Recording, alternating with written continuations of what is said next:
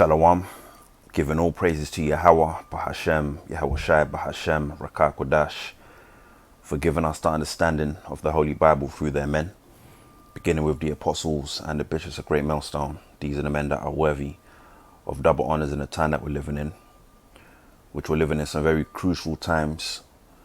We're living at the very end of the world in the sense of the Greek word eon, which means an age, a time period, a rulership. Right, and that's pursuant to Matthew 24 verse 3 concerning the signs of our Lord's return, our Lord being Yahweh Shai, our Lord and Savior, and the end of this man's system. Right, that man being Esau, the so-called white man, also known as the man of sin.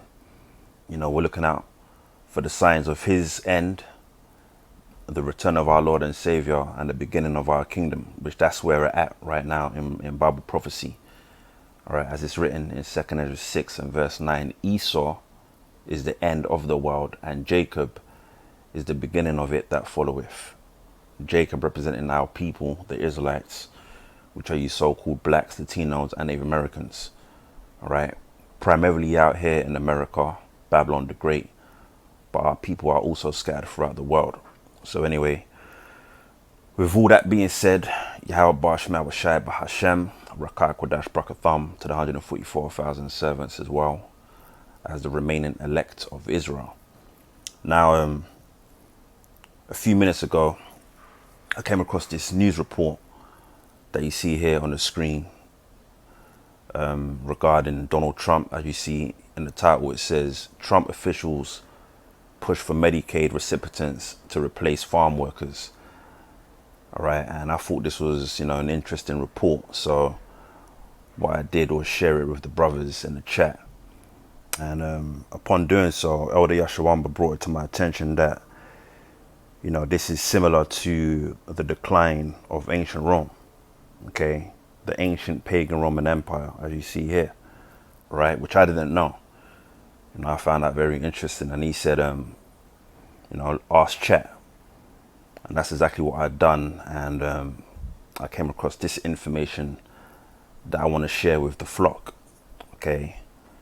Because he was bang on point with that info. So I want to share it with, the rest of you beloved brothers and sisters out there.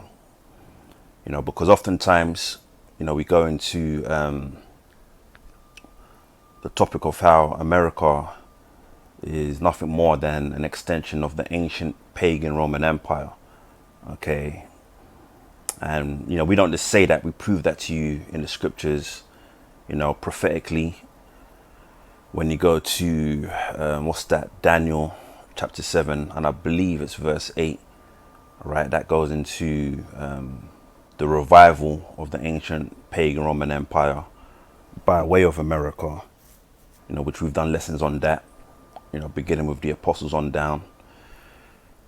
Oftentimes we also go into Revelation, the vision that the apostle John saw on the Isle of Patmos, circa 96 AD, 2,000 years ago.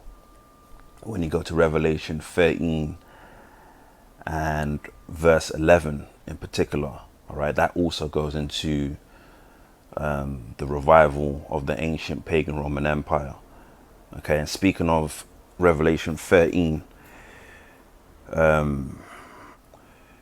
more specifically, if you go to Revelation 13 and 15, if I'm not mistaken, yep, it says this, and he had power to give life unto the image of the beast, that the image of the beast should both speak and cause that as many as would not worship the image of the beast should be killed.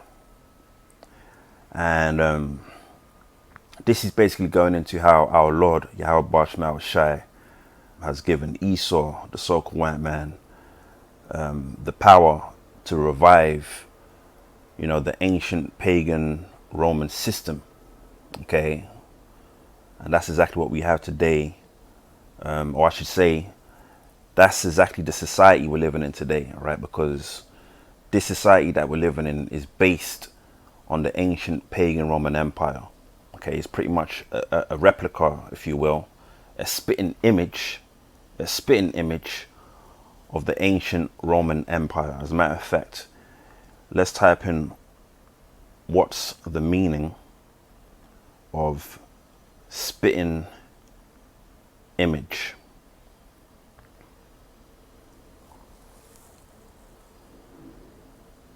Spitting image means the exact double of another person or thing. All right.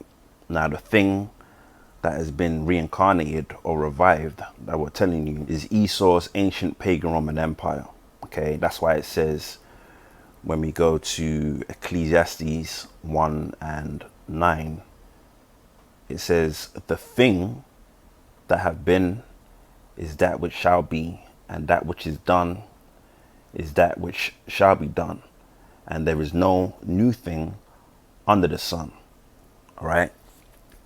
So not only is reincarnation biblical, which that's another topic that we go into, all right, in terms of people coming back in various different lifetimes and whatnot, but also our Lord has the power to revive, empires, if you will.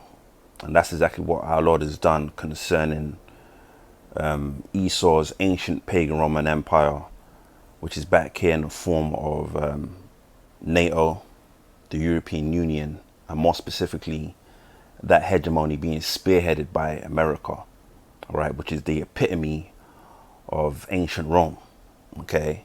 And if you're spiritual, you can see the resemblances of ancient Rome out here in America, all right, and really throughout this whole society, but especially out here in America, as it pertains to the government structure. Take for instance the American Senate. That goes back to the ancient Roman Senate. Okay, even entertainment to an extent. All right, those ancient coliseums. Well, that's what we have today in the form of stadiums. You can't forget about the American bald eagle. All right, the eagle, which is Esau's animalistic emblem. That's his symbol, if you will. And we know that according to Obadiah. Well, guess what? The eagle was ancient Rome's bird. That was their symbol. Okay. You've got the various different Capitol buildings out there in Washington. The pillars and whatnot. The architecture of ancient Rome can be seen throughout the United States. Okay. So there's various different examples out there, that show you that this system, this American society is nothing more than a replica of ancient Rome. Okay. Now, before I play you this clip, let me just show you this information. It says, yes. Well, the question was, this is the question that LDS Shawamba told me to ask chat. Ask chat, was there forced labor in Rome during decline? And I'll go into it. So that's exactly what I did. And this is the information it gave me. Yes, forced labor was present in ancient Rome during its decline. Slavery was a fundamental part of Roman society and economy throughout its history, including during the later periods. Enslaved individuals were used in agriculture, mining, households, and public works. Additionally, as the empire faced economic challenges and military pressures, systems like colonate emerged, where tenant farmers coloni were bound to the land in conditions resembling serfdom, limiting their freedom and mobility. This shift reflected broader social and economic transformations during Rome's decline. You see that? So this is exactly what we're seeing in this society, all right, out here in America. And this news report proves just that. So without further ado, check this out.